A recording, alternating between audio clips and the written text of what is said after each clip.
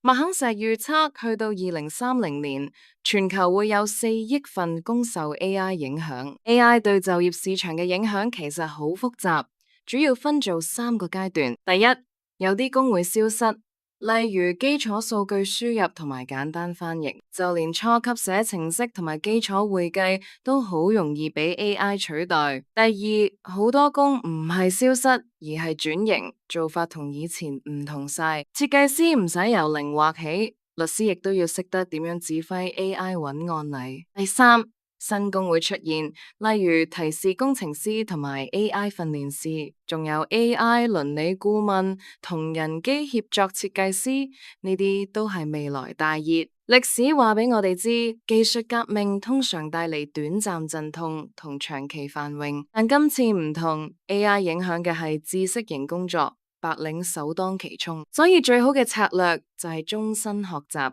培養跨領域嘅能力。記住要擁抱 AI，適應力先至係 AI 時代最重要嘅競爭力。